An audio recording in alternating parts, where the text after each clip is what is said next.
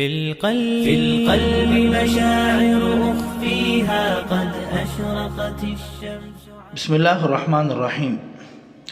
عید قربان بالکل قریب پہنچنے والی ہے. آپ حضرات بھی جانور خریدنے کے ارادے میں ہوں گے تو جانور خریدنے سے پہلے کچھ چیزوں کا آپ خیال رکھیں کہ ایسے عیوب کہ اگر کسی جانور کے ہوں تو پھر وہ آپ جانور بالکل بھی نہ خریدیں.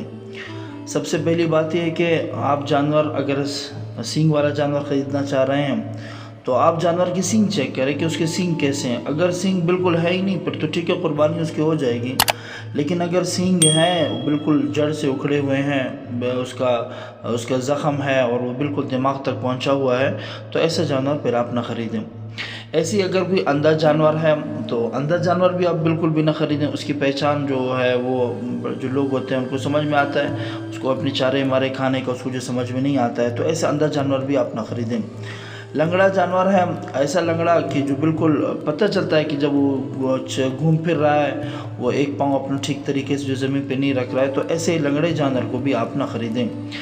جس جانور کی کان پیدائشی طور پر بالکل کٹا ہوا ہے یا بالکل ہے ہی نہیں یا کٹا ہوا ہے اور کان تو ہے اس کا لیکن اس کا 1/3 کٹا ہوا، یعنی کہ ہر عضو کو 3 حصوں میں آپ اس کو حصے بنائیں، 3 حصے بنائیں. کان کے 3 حصوں میں سے اگر اس کے 1 حصہ کٹا ہے تو ایسے جانور کی بھی قربانی درست نہیں. اسی طرح زبان ہے اور اسی طرح جو ہے وہ دم ہے، اس کو بھی آپ نے چیک کرنا ہے. اگر دم 1/3 حصہ اس کا کٹا ہوا ہے تو ایسے جانور کی قربانی درست نہیں ہے. زبان کے متعلق ایک بات یہ بھی یاد رہے کہ اگر زبان تو ہے ہو اس کی لیکن اس حد تک کمزور ہو کہ اس میں وہ چارہ مارا نہیں کھا سکتی ہے تو پھر ایسا جانور آپ نہ خریدیں.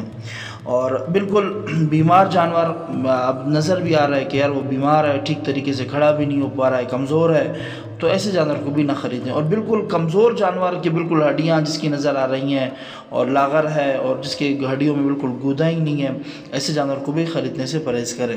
اور دانت بھی چیک کریں جانور کے. اگر دانت اس کے جو ہے گھس چکے ہیں یا مطلب بالکل اگر ہے ہی نہیں پھر اس میں آپ ایک چیز نوٹ کر لیں کہ وہ چارہ کیسے کھاتا ہے. اگر وہ چارہ کھا سکتا ہے تو ٹھیک، نہیں تو بس پھر نہیں خریدیں اس کو. اگر ایک آدھ دانت اس کے ٹوٹ گئے ہیں تو مسئلہ نہیں. اگر زیادہ دانت اس کے گھس چکے ہیں اور چارہ نہیں کھا رہا ہے تو پھر ایسے جانور کی قربانی نہ کریں. ایسے اگر کوئی جانور ہے وہ پاگل ہے، ان سب کی پہچان جانوروں کے اندر ایک تو یا تو ماہر بندہ آپ کے پاس ہونا چاہیے یا ایسا بندہ جو آپ کو بھی انسان کو بھی تھوڑا سا اگر دماغ لگائے تو اسے یہ سمجھ میں آ جاتا ہے کہ یار اس کو یہ ٹھیک طریقے سے کھڑا نہیں ہے، یہ ادھر ادھر دیکھ رہا ہے، عجیب عجیب طرح کی جو حرکت کر رہا ہے جس طرح کہ ایک پاگل آدمی کرتا ہے.